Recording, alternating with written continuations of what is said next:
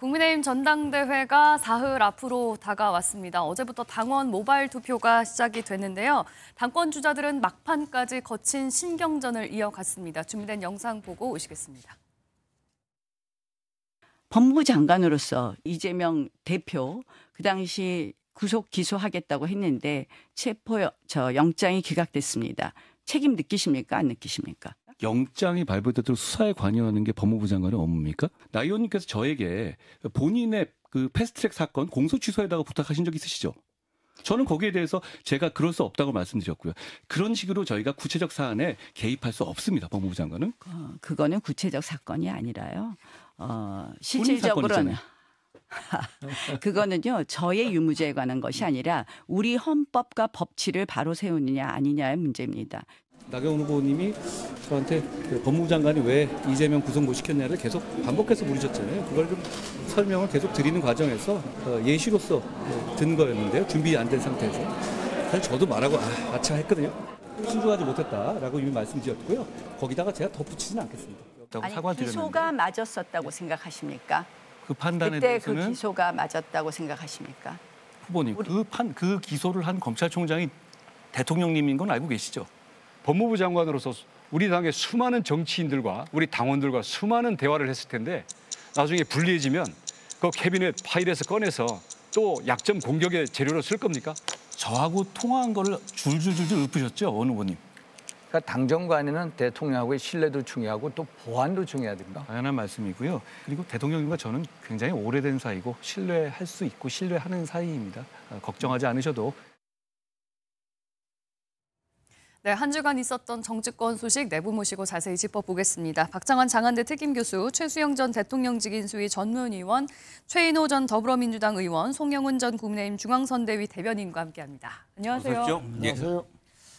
잠깐 이제 영상을 먼저 봤는데 한동훈 후보가 야당 의원들 이재명 대표하고만 아주 파이팅 잘 싸우는 줄 알았더니 당내 같은 당원 후보들 당원들하고도 당원들이라고 표현은 좀 잘못했고 같은 후보들끼리 그러니까 같은 집안 식구끼리도 굉장히 파이팅이 넘치네요. 사실 원래 전당대회는 그 약속 대련적 성격을 가진 전투입니다. 근데 지금 보니까 약속 대련은 정말 1도 없고 오직 정말 이번 승자에서는 정말 그 검투사들처럼 콜로세움에서는 검투사들처럼 정말 퇴로 없는 전쟁을 벌이고 있는데 이건 사실 여권에서 정말 있을 수 없는 일이 벌어졌다고 봐요. 특히나 이제 저는 한동훈 후보가 물론 재빨리 이제 그 공소 취소 문제에 대해서는 그다음에 이제 역풍도 불고 그다음에 좀 과했다 싶어서 사과한 것 같은데 어쨌든 저런 발언들은 금도와 레드라인을 넘은 거거든요. 잘 생각해 보시면은 사실은 한동훈 후보가 저는 좀 안타까운 게 너무 이제 정치를 머리로만 배우지 않았으니까 가슴으로 좀 느끼는 게 정치인데 뭐 우리 저 최인호 의원님 재선까지 해보셨으니까 정치가 어떤지 더 잘 아실 텐데 사실 정치가 지면서 이기는 게 정치거든요. 그런데 한동훈 후보가 저렇게 모습을 보여주기 때문에 설령 어떤 전대에서 한동훈 후보가 대표가 된다 하더라도 과연 저 내전의 리더십을 전후 복구할 수 있을까? 저는 상당히 좀 우려가 됩니다. 그러니까요. TV 토론회만 놓고 보면은 나경원, 원희룡 후보는 민주당 소속 국회의원이나 아니면 민주당 후보로 이제 나오신 분들 같아요. 아주 굉장히 파이팅이 넘치는데 하나하나 좀 이번 주에 있었던 아주 큰 사건을 짚고 넘어가겠습니다. 네, 그 중에 하나가 이른바 이 패스트트랙 사건이 뭐예요? 2019년 패스트트랙 사건 당시에 뭐 무슨 일이 일어났길래 뭐 기소를 하네, 기소를 빼달라네, 뭐 왜 이런 일이 있었네? 당시 우리 시청자 여러분께 2019년 당시 쇠파이프, 이거 뭐죠? 지렛대? 빠루라고 그러죠. 쇠 지렛대가 등장했던 그 사건을 잠깐 먼저 설명을 좀 해주세요. 그 당시에 20대 국회에 계셨던 최인호 의원님께서 나와 계시기 때문에 민주당이 추진했던 이른바 뭐죠? 3대 악법이라고 해야 되나요? 국힘의 입장에서 보면. 19년도 말로 기억합니다. 저도 현장에 있었는데요. 당시 저희 당이 다수 당이었으니까 또 여당이었고 검찰개혁법과 또 선거법 관련 등 3개 법안을 패스트트랙 절차로 이제 투표를 강행하려 했는데 야당 측의 당시 나경원 원내대표가 너무 무리하게 물리적으로 그것을 막는 과정에서 이제 결국은 이제 고소 고발까지 이어졌고 그것이 저희 당 의원들도 기소된 의원들이 꽤 있었고요. 상당한 몸싸움이 있었죠. 몸싸움이 뭐 동물국회다 할 정도로 격렬하게 부닥쳤는데 결국은 이제 그 인터넷 접수로 거의 해프닝으로 끝나버렸는데 결말은 아주 아주 쉽게 끝나버렸는데 과정이 너무 육체적인 충돌까지 감으로써 그 당시 야당 지금은 국민의힘 의원들이 상당수가 기소되고 저희 당 의원들도 많이 기소된. 그럼 지금은 뭐 단계가 그런 어떻게 되고 있는 거예요? 그때 당시 지금 다 기소된 이제 의원들. 기소된 분들은 재판이 진행되는데 아직 1심이 안 끝났습니다. 1심이 안 끝난 예. 상황. 거의 한 3년 5년째 넘게 재판을 받고 있는 중인 거예요. 끌고 있죠. 네. 예. 아, 그러니까요. 예.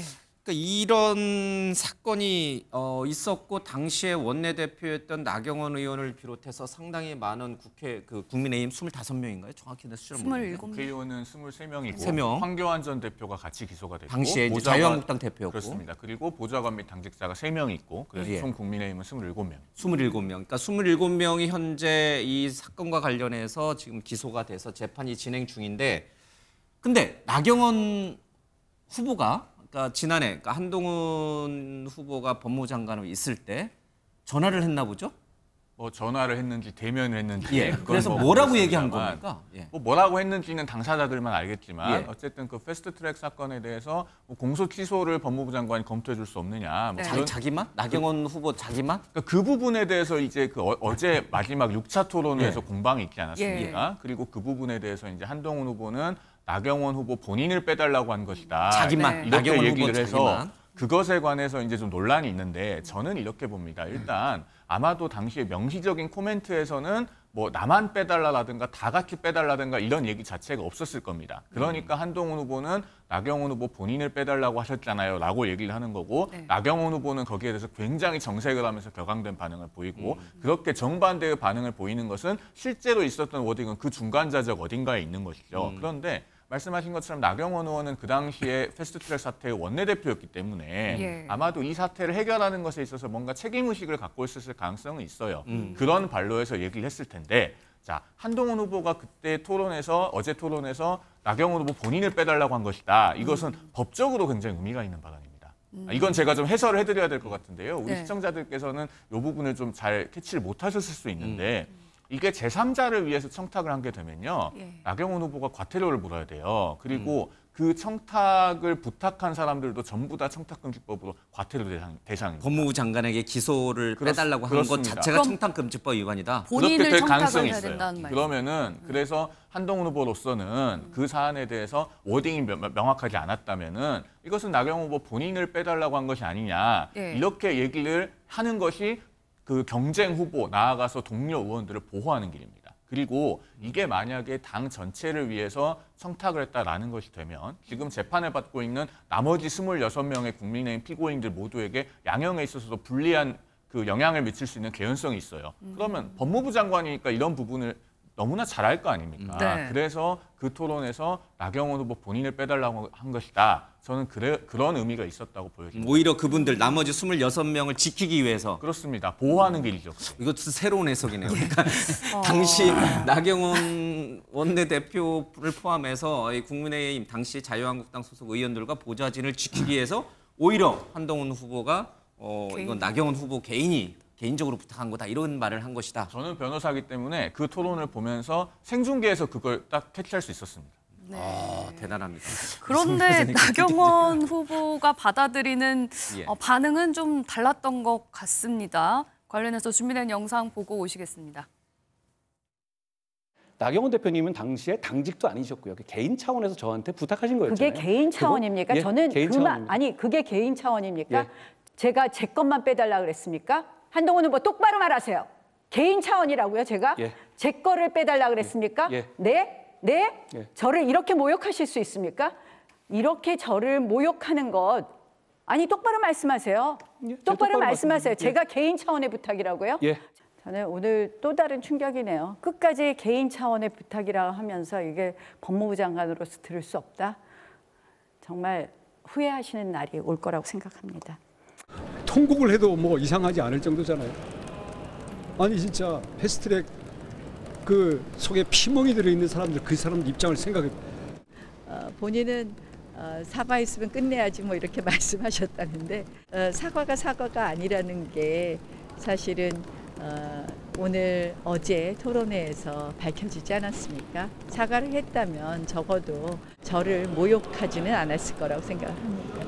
법무부 장관으로서의 입장과 정치 입장은 다르거든요. 법무부 장관으로서의 입장이 어떤 개별 사건에 관해서 당사자가 얘기하는 것을 들어줄 수는 없는 거예요. 절차라는 것이 있는 것이고 그 점에 대해서는 제가 사과할 일은 아닌 거죠. 그러니까 앞서서 송영훈 대변인님께서는 오히려 한동훈 후보가 나경원 후보를 생각해서 그리고 그 외 다른 연루된 의원들, 보좌관들을 생각해서 개인 차원의 부탁이 아니었냐라고 얘기한 건 아니냐라고 말씀을 해주셨는데 나경원 후보는 막 펄펄 뛰면서 그게 맞다고 생각하냐 이러면서 막 화를 내는 모습이거든요. 방송 끝나고 거의 눈물까지 보일 정도로 상당히 억울해한 걸로 알려져 있는데 어떻게 보세요, 박찬원 교수님? 송 변호사께서 굉장히 아름답게 포장해 주셨는데 포장인가요? 사실 보는 사람 입장에서는 예. 권력 투쟁의 민낯을 봤어요. 아니 폭로전도 정도 것이지 정말로 이거는 뭐 소위 그래도 우리 아는 사람끼리 소위 믿는 사람끼리 정말로 자기의 정치 생명이 걸린 문제에 대해서 부탁을 한 건데 네. 그것을 갖다가 생방송으로 그렇게 다 공개를 해버리고 한 번은 실수일 수 있습니다. 한번 사과를 했죠, 격앙돼서 나한테 그런 청탁하지 않았냐. 그때 그 사과했잖아요. 예. 그런데 2번이에요. 그것도 네. 확인 사살을 했습니다. 이 정도 되니까 나경원 후보가 완전히 격앙됐어요. 예. 당신 나중에 후회할 거다. 네. 이렇게까지 나갔습니다. 사실상 정치를 적을 만드는 정치를 지금 한 거예요. 그런데 그 다음 질문도 또 이제 논란이 됐잖아요. 예. 그러면 어쨌든 그 당시에 논란이 같은 편 아니냐 그랬더니 예. 기소한 사람은 윤석열 대통령이다까지 예. 했어요. 자, 그러면 한 번은 실수라고 보지만 2번은 컨셉인 거고 3번 하면은 의도가 있는 거죠. 좀 그렇게밖에 일치지 않는다. 컨셉이라고 하는 것은 본인이 법조인 출신이기 때문에 네. 법무부 장관으로서 공정과 법치 굉장히 강조했었거든요. 예. 본인의 어떤 기본적인 베이스 컬러, 난 당신들과 다르다, 차별화돼 있다. 네. 이런 부분들을 드러낸 거고 윤석열 대통령을 굳이 끌어들인 것은 당시 기소 책임자가 윤석열 대통령인데 왜 나한테만 그러냐. 검찰총장이 그렇죠. 네. 검찰총장이 윤석열 대통령인데 그러면은 나를 비판하는 거는 윤석열 대통령 비판하는 거 아니냐. 그러면서 윤석열 대통령을 방어막으로 쓴 거예요. 자, 이렇게 되면 결론은 본인의 컨셉은 유지하면서 논란은 윤석열 대통령 뒤에 숨어버리는 예. 이런 효과를 가져온 거거든요. 근데 결과론적으로 애초에 처음에 이거 좀 정치적으로 너무 좀 정부적인 감각이 좀 검사 출신으로서 낮은 거 아니냐라고 시작됐던 논란이 네. 이제는 확인 사살을 통해서 본인의 컨셉이고 하나의 차별화다. 이렇게 본다면은 이거는 권력 투쟁의 민낯이고 의도된 발언이다. 이렇게 볼 수밖에 없는 거죠. 근데 이 얘기가 왜 처음 나온 거예요? 이게 2019년 자유한국당 당시에 이 패스트트랙 기소 얘기가 왜 처음 얘기가 이 전당대회 TV 토론에서 왜 나온 거예요? 다른 얘기를 이제 설명하려다가 이제 왜? 나온 걸로 알려졌는데. 그 나경원 후보가 예. 그 3차 TV 토론 때, 4차 CBS 토론 때 예. 그런 공격을 하지 않았습니까? 그 이재명 대표를 왜 구속을 못 시켰냐, 예. 법무부 장관으로서 일을 잘못한 거 아니냐 이런 취지의 공격을 계속하니까 한동훈 후보가 법무부 장관이 개별 사건의 구속영장이 발부되고 말고를 결정하는 위치에 있지 않지 않느냐. 예. 그런 얘기를 하면서 법무부 장관이 개별 사건에 관여할 수 없다는 사례를 들다가 이 패스트트랙 사건 얘기가 나온 겁니다. 그러니까 한동훈 후보도 실수로 나온 거예요? 아니면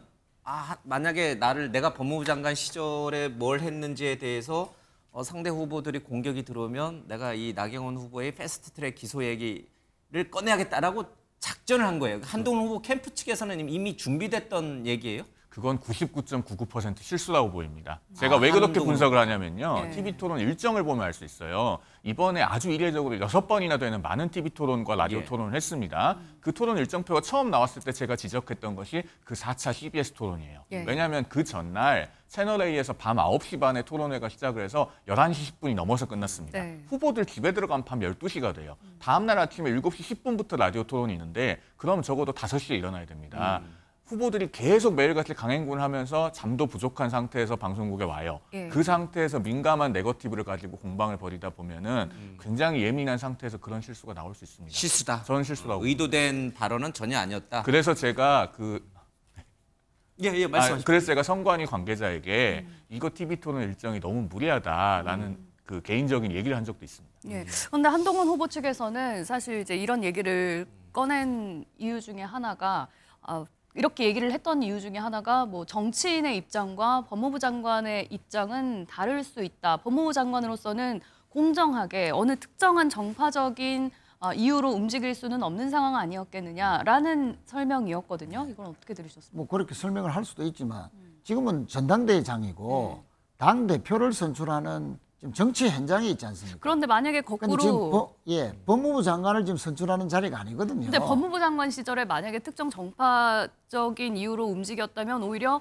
공정하지 않았다라는 문제 제기가 또 나올 수 있지 않을까요? 글쎄요, 뭐 그럴 수도 있지만 네. 아무리 토론장에서 반격을 한다 하더라도 해야 될 말과 안 해야 될 말을 구분할 수 있는 정무적인 판단력이 있어야 되는데 정무적인 감각이 아무리 떨어지고 피곤해도 잠을 못 잤어도 네. 뭐 저희 당 입장에서 보면 여당의 주요 인사가 또 전당대회 후보로 나온 분이 개인적으로 패스트트랙 기소된 것을 취소해달라고 비공식적으로 요청했다. 그리고 또 그런 것이 바른 것이 아니지 않습니까? 라고 공격을 하거든요. 네. 그럼 저희 당 입장에서 보면은 저거는 부정청탁을 한 것이고 네. 뭔가 법을 위반했다.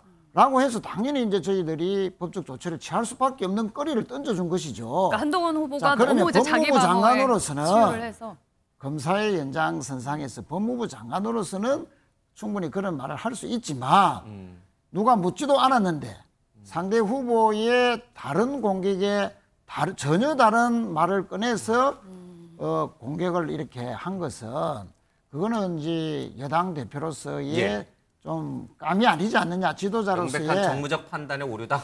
판단의 오류고 언젠가는 한번 이 문제를 가지고 공격을 해야 되겠다라고 생각을 하고 있었으니까 평소의 마음속에 그 뒤에 토론회에서도 또 이제 사과를 하고 난 뒤에도 또 공격을 하지 않습니까? 똑같은 내용으로. 네. 그것도 윤 대통령을 끌어들여서 윤석열 검찰총장 당시에 기소된 것이다 라고 하면서 오히려 윤 대통령을 끌어들여서 본인은 변명하고 공격하는 구실로 삼았다.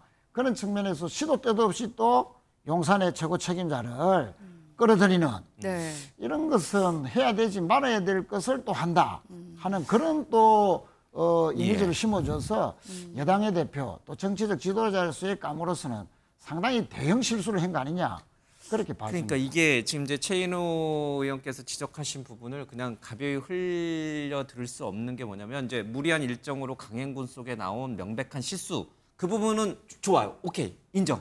왜 갑자기 이제 나경원 의원의 그 패스트트랙 기소 문제를 꺼낸 거는 아차 하는 그 실수. 그래서 사과까지 했으니까요 한 후보가.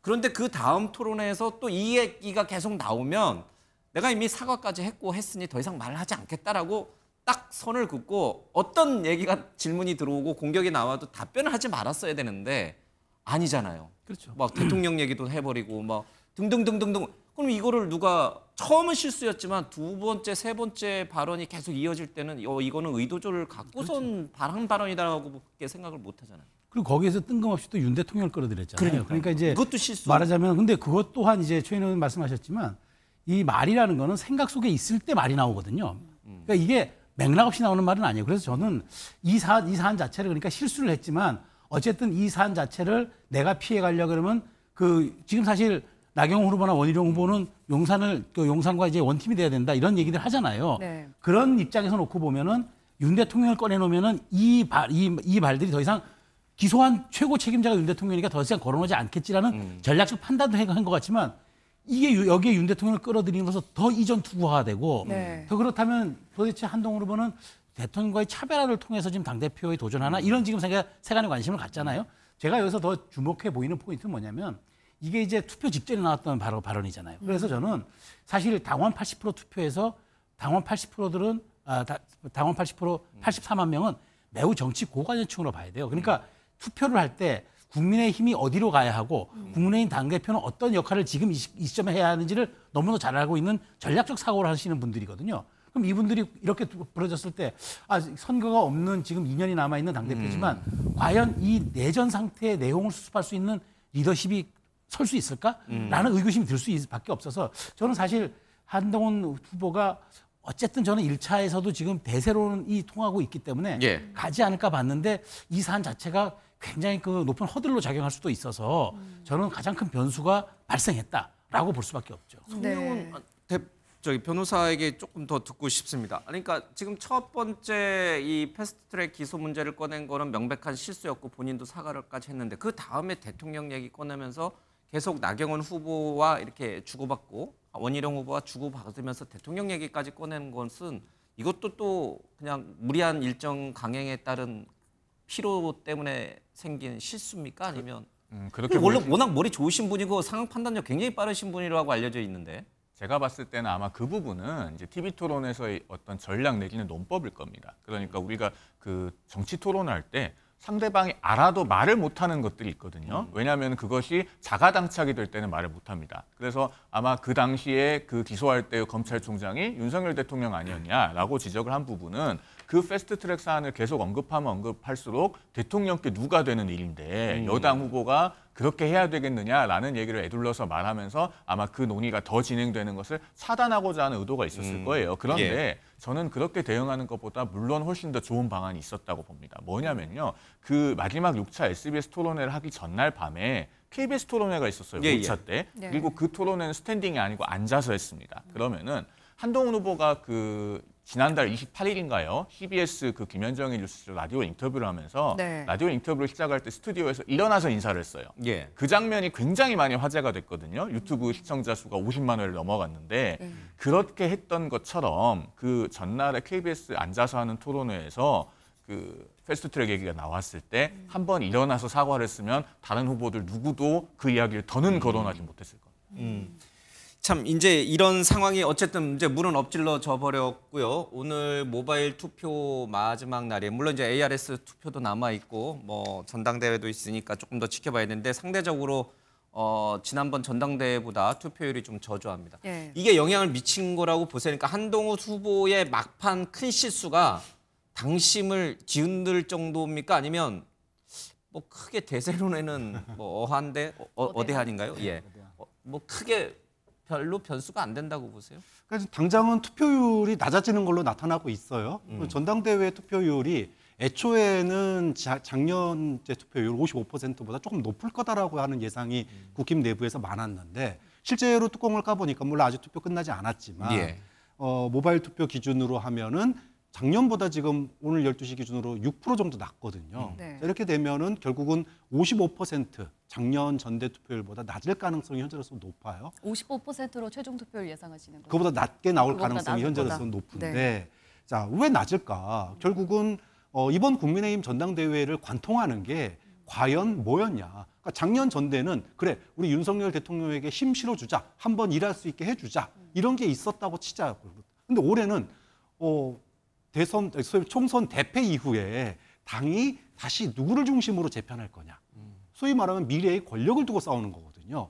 자, 이런데 이게 꿈과 비전, 희망을 보여주는 게 아니라 폭로전, 가족 색깔론, 여기다가 김 여사 문자, 뭐 여기에 이제 그 여러 가지 이제 그런 소위 끝없는 폭로들이 계속 나왔단 말이에요. 자, 이러다 보니까 배신자 프레임까지 나오다 보니까 국민들이 싸우는 거 별로 안 좋아합니다. 그러니까 싸우더라도 그게 내 편과 상대편이 싸우면 그거는 밀어주지만 우리 편끼리 싸우는 거 좋아하는 사람 아무도 없었거든요. 그러다 보니까 투표율이 좀 저조해지는 거 아니냐. 이렇게 되면 사실은 이제 중도층 원래는 뭐 당원들이야 뭐 투표율이 어느 정도는 유지가 되겠지만 그나마 이제 중도층이나 이런 분들이 이제 참여율이 굉장히 적을 거고 자, 그렇게 되면 가뜩이나 당원 중심의 어떤 그 투표 현상이 날 텐데 이게 이제 어떤 변수로 작용할 거냐. 근데 저는 뭐 바뀌지 않을 거다. 지지하는 사람이 이걸로 바뀔 일은 없다. 왜냐하면 한동훈 후보를 찍은 사람들은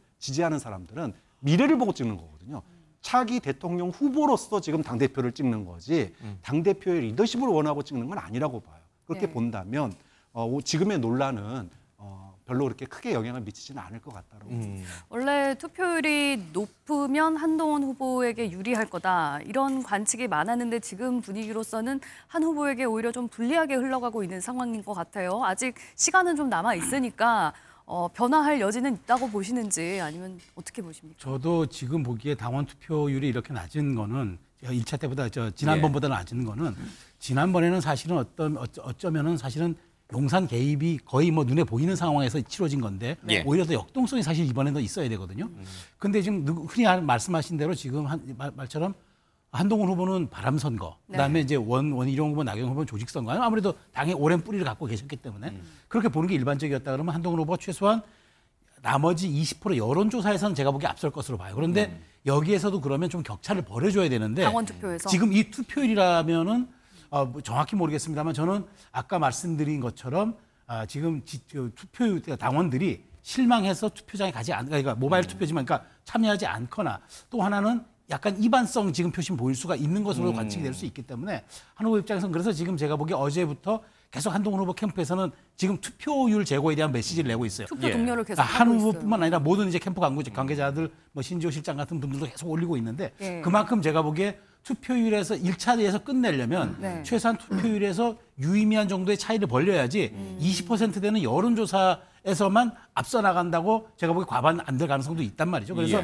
제가 보기에 지금 한동훈 후보 같은 경우는 ARS까지도 계속적인 캠페인, 그러니까 투표 동료 캠페인을 가져갈 겁니다. 그리고 한동훈 후보, 그러니까 나경원, 원희룡 후보는 투표율이 낮아서 그 유리한 건 아니지만 그럼에도 조직 선거 할 수 있는 한 당협위원장들과 어쨌든 의원들을 대상으로 꾸준하게 그런 지금 23명의 패스트트랙 의원들도 있기 때문에 아마 그런 쪽으로 좀 공략하는 것 같습니다. 워낙에 다른 후보들이랑 이제 한동훈 후보의 격차가 컸기 때문에 어대하는 뭐 무너지지 않을 거다. 아니면 뭐 결선까지는 안 갈 수도 있다. 아니면 결선으로 갈 수밖에 없는 상황이 됐다. 이 부분은 좀 어떻게 전망할 수 있을까요? 이 부분은 실증적인 데이터를 갖고 좀 이야기를 해야 되겠죠. 작년 3.8 전당대회 때 김기현 후보가 얻은 당원 득표율, 당시에 당원 100%였으니까요. 그 득표율이 52.93%입니다. 그러면은 지금 이 전당대회가 실질적으로 한동훈 후보 대 나머지 세 후보의 구도로 치러지고 있지 않습니까? 그러면은 나경원, 원희룡, 윤상현 후보의 득표 합이 지난 3.8 전당대회의 그 52.93% 이거를 다 가져간다고 전제를 해봤을 때요. 굉장히 그러니까 한동훈 후보 쪽 입장에서는 보수적으로 계산한 걸 겁니다. 그렇게 계산했을 때 한동훈 후보가 47.07%를 득표를 하고 당원에서 그다음에 그 여론조사에서 62% 이상을 얻으면은 전체가 합하면 과반이 됩니다. 그렇기 때문에 지금 이 계산은 방금도 말씀드렸듯이 당원 득표에 있어서 소위 친윤 후보들이 1년 4개월 전과 같은 득표를 유지한다는 가정하에서 그리고 한동훈 후보의 여론조사 득표율이 62% 밑으로 안 떨어진다는 가정하에서 한 것이기 때문에 이런 가정들이 얼마나 충족될 것인지를 이제 우리 시청자들께서도 각자 한번 가늠을 해보시면 각자의 전망을 해보실 수 있지 않을까 하는 생각이 근데 듭니다. 지금 국민의힘 지지자분들이라고 하면은 뭐 한동훈 후보가 1차에서 당대표가 될지 아니면 결선까지 가면서 어렵게 당대표가 될지 사실 이게 중요한 게 아니고 이거 국민의힘 분당되는 거 아니야? 분당하는 거 아니야? 지금 이걸 더 국민의힘 지지자들은 걱정한단 말이에요. 지금 이거 홍준표 시장 얘기해서 자꾸 죄송한데 나경원 후보 막 눈물 흘렸다는 얘기 듣고서 페이스북에다가 이거 한동훈 소시오패스 아니야? 그런 인간한테 당하니까 당연히 눈물 흘리지 이런 식의 글을 올렸거든요. 이거는 이제 같은 배를 탄 같은 동지가 아니에요.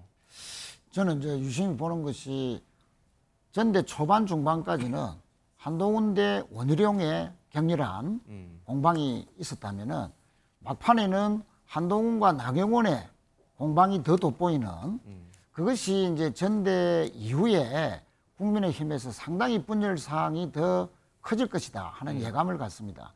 왜냐하면 원희룡과 한동훈의 그 공방은 전당대회에서 다소 가격해 보이지만 뭐 그럴 수 있다고 생각하고 그 중화작용을 나경원 후보가 적절하게 하지 않겠나 했었어요. 또 일부 했던 측면이 있는데 막판에 이제 나경원 후보가 눈물을 흘릴 정도로 분노하고 붕괴하고 어떻게 같은 당에 있는 후보가 또 당대표로 유력한 사람이 자신에게 사법적인 어떤 그 대상이 될 수도 있는 말을 여러 차례나 그렇게 할 수 있느냐라는 그런 이제 불신을 깔고 이 분당대회가 맞나라는 그런 말이 나경원 후보 입에서 나왔다는 것이 결국은 한동훈 후보가 뭐 결선에 가든 안 가든 대표가 된다고 하더라도 이 나경원 후보의 어떤 그 여당의 통합적 작용보다는 오히려 한동훈 이제 대표 체제 하에서도 각을 세울 가능성이 매우 높고 특히 이제 원희룡 또 나경원 후보 윤상현 후보를 찍었던 이 당원들도 오히려 심리적으로 상당히 좀 그 치유가 되려면 오래 갈 수밖에 없는 예. 그런 좀 그 타격을 받지 않았느냐. 그런 측면에서 봤을 때는 당원들 간에도 분열이 상당히 심각하게 나타나서 앞으로 국민의힘은 여당으로서 예. 전당대회 이후에 민생을 챙기고 국정을 추스리고 해야 될 그런 책임감을 전혀 보여주지 못하지 않겠나. 네. 그런 우려를 많이 갖습니다. 근데 그 한동훈 후보가 당대표가 되면 문재인 정부 시절 검사로서 이제 화형연화를 즐긴 이 한동훈 후보가 당대표가 되면 국민의힘은 제2의 더불어민주당 이중대가 될 것이다라고 하는 얘기를 들으면 민주당 인사로서 뭐 의문의 일패인가요? 뭐 어떻게 되나요? 아니 뭐 저희들 보고 줍줍당이다라고 할 정도로 예. 국힘 전당대회에서 저희들에게 그냥 이렇게 공세거리를 그냥 던져주고 있지 않습니까? 예. 뭐 그런 측면에서 보면은 한동훈 이제 후보에게 뭐 고맙다라고 해야 되겠죠. 뭐 최혜병 특검도 찬성하고 또 유력한 그 중진 정치인의 기소 철회 부정청탁 요구했다는 것도 폭로를 하고 그러니까 뭐 저희들로서는 고마운 일입니다만 뭐 그거는 희화적인 편이고 그럴 정도로 이제 그 한동훈 외의 후보들이 전당대회 이후에 보여줄 여러 가지 모습들은 예. 화합적인 측면보다는 더 간극이 벌어져서 분열적이다. 분열이 상당히 오래 가지 않겠나 그렇게 봐집니다. 지금 국민의힘 실제로 이게 여론조사를 좀 해봐야 될 것 같은데 국민의힘 지지층이요 어떻게 지금 변하고 있습니까? 그러니까 처음에 윤석열 대통령 등장할 때는 뭐 앞서 김기현 대표 전당대회 얘기도 3.8 전당대회 되는데 당시에는 윤석열 대통령 국민의힘 지지층의 50 몇 %요? 52%? 52.93%. 예, 52.93%. 이제 전체 100% 당원으로 봤을 때는 적어도 윤석열 대통령을 지키자, 윤석열 정부를 우리가 성공시키자 이런 일념하에 윤 대통령을 지지했던 사람들이 52%라고 쳐요. 그러면 지금은 국민의힘 당원들의 몇 %가 윤석열 대통령, 이른바 친윤이고 몇 %가 아니야, 윤 대통령 아니야, 한동훈으로 가야 돼라고 해서 한동훈으로 건너간 건지 갈아탄 건지 그 혹시 퍼센티지가 좀 나오나요? 뭐 지금 이제 일반 여론조사 특히 이제 지지층 여론조사를 보면 예. 한동훈 후보가 한 50% 가까이 나와요. 그 다음에 나경원 후보하고 원희룡 후보가 10% 중반대 나오고 그리고 이제 다른 이제 한 명의 후보가 윤상현 후보가 9% 우리가 정도 윤상현 후보 나오니까. 얘기를 안 했네요. 자, 그런데 네 명이 이렇게 보면 이 중에서 친윤 후보가 누구냐? 딱 한 명밖에 없어요. 원희룡 후보밖에 없습니다. 나머지는 사실상 친윤 후보라고 하기에는 친윤과는 어느 정도 차별화를 한 비윤 후보인 게 맞죠. 하지만 비윤 후보임에도 불구하고 한동훈이라고 하는 큰 매기가 나타나니까 반한동훈 전 캠페인을 같이 하는 처지인 거지 친윤이라고 할 수가 없습니다. 그렇게 놓고 본다면 지금 여권 내에서 진정한 솔직히 말해서 윤석열 정부 내각에 참여했던 원희룡 후보만이 진정한 친윤 후보라고 볼 수 있고 그렇게 따지면은 지금 소위 말해서 지지층 내에서도 대통령을 굳건히 지키겠다라고 하는 비율은 굉장히 낮다. 이렇게 볼 수밖에 없는 거죠. 근데 이것이 의미하는 바가 뭐냐면 우리나라 5년 단임제, 육공화국에서 5년 단임제 정부 하에서요. 소위 말해서 현재 권력과 미래 권력이 동시에 존재한 사례가 없습니다. 그러니까 막판에 대통령이 정말로 레임덕에 떨어지고 임기 4년 차, 5년 차 됐을 때 다음 대통령 후보 중심으로 권력이 옮겨간 그거는 대부분 있지만 임기 3년 차에 여권이 총선에서 패배하고 대통령의 지지율이 붕괴되면서 미래 권력이 떠오르는 그 차기 대통령 후보가 떠오르는 이런 사례가 단 한 번도 없었다는 거예요. 그러니까 사상 초유의 실험이 지금 여권에서 벌어지는 건데 그만큼 윤석열 대통령에 대한 지지가 당 내에서도 굉장히 낮고 이번 전당대회는 그러다 보니까 당대표를 뽑는 게 아니라 사실상 미래 대선 후보를 중심으로 해서 당을 재편하는 그런 권력 투쟁이 치열하게 벌어질 수밖에 없는 그런 흐름이 밑에 깔리고 있는 거 아니냐라고 보는 거죠. 그런 맥락에서 보면은 뭐라 그래야 되나 이준석 노스트라다무스라고 그랬네. 준석 노스트라다무스. 하여튼간 이준석 전 대표의 예언이 맞을지 안 맞을지 모르겠습니다. 처음에 한동훈 후보가 당대표가 되면 대통령의 축하난이 오겠죠. 당대표 그리고 전화 통화도 한 번 할 수 있죠. 딱 한 달이 지나면 대통령은 이제 제거할 것이다.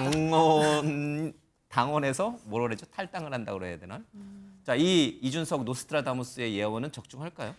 이준석 대표가 그렇게 객관적으로 지금 평론할 입장이 아닌 것 같아요. 왜냐하면 너무 많은 이제 감정이 있기 때문에 제가 보기에 이제 주관적 감정이다. 그렇죠. 왜냐하면 사실은 지금은 이 의원입니다만은 이제 이준석 의원이 사실은 대표 시절에 그때 대표직에서 축출될 때 그야말로 축출이라는 제가 표현을 쓰는데 그때 얼마나 많은 상처를 입었습니까? 물론 이제 본인이 이제 잘못한 것으로 인해서 이제 윤리 제소가 촉발된 것이지만 당시 그 정도로 대표직에서 과연 물러나야 되느냐라는 사실 비난 그런 여론이 있었던 건 사실이거든요. 그런데 이준석 의원 입장에서는 어쨌든 그래서 이제 제야에 있다가 살아서 이제 의원으로 귀환했는데 그러다 보니까 본인이 이제 느꼈던 그런 감정들을 이입한다 그러면은 당연히 지금 그러니까 비윤이라면 갈등이, 그러니까 반윤이라면 갈등이 생기는 게 맞고 아마 그렇다라면은 윤석열 대통령은 한동훈 대표를 계속 지켜보지만 않을 것이다 이런 추론을 하는 것 같은데 그러기에는 근데 지금 다들 뭐 분당대회니 이렇게 얘기하지만 그러기에는 당의 상황이 깨질 정도로 사실은 이렇게 그러니까 이렇게 말하자면 어목한 위치에 있는 건 아닙니다. 왜냐하면 지금 국민의힘이 여기서 만약 깨진다, 그러면 깨진다는 그 당은 하나 하잖아요. 대통령이 그러면 완전 정말 탈당해가지고 그러면은 이재명 민주당 대표가 대연정을 하든가 그렇지 않으면은 국민의힘 입장에서는 분당이 되면은 군소정당으로 추락한다는 건데 그게 현실 정치를 아는 사람이라면은 정말 그게 쉬울 것인가 그런 측면에서 이 대표의 이 의원의 이야기는 아마 본인의 어떤 그 맺힌 감정을 좀 응어리를 좀 푸는 그런 이제 일종의 그 자기 어떤 그 뭐랄까 자기 얘기를 좀 하고 있는 것 아닌가 저는 그렇게 생각이 듭니다. 동의하세요? 그렇죠. 아무래도 이준석 의원의 말은 객관적이라고 보기가 어렵고 본인 어떤 구원이 투영되는 것이 아닌가. 그리고 왜 이렇게 원한을 심어줬어요, 이준석? 아니 원한을 누가 심어준 것이 아니고 본인이 그 여당 대표한 그러니까 이준석 의원에게는 국민의힘 대표 시절이 본인의 화양연화 아니겠습니까? 그 시절을 계속 그리워하는 것이죠. 그리고 이준석 의원의 세계관에서는 내가 잘못한 것이 없는데 윤리 결정으로 인해서 쫓겨났다라는 사고를 갖고 있을 것이기 때문에 계속 그것을 투영해서 뭔가 국민의힘이 잘 되기를 바라지 않는 그러니까 분란이 일어나기를 바라는 프레임에서 접근을 하는 것이기 때문에 저는 이준석 의원의 평론이 그렇게 정보값이 있다고 생각하지 않습니다. 알겠습니다. 뭐 1차 투표에서 끝나면 23일에 이제 당대표가 나올 것이고요. 또 그렇지 않고 결선까지 가게 되면 아마 다음 주 이 시간까지 저희는 당대표 누가 될 건가 이 얘기를 하고 있을 것 같습니다. 계속해서 지켜보기로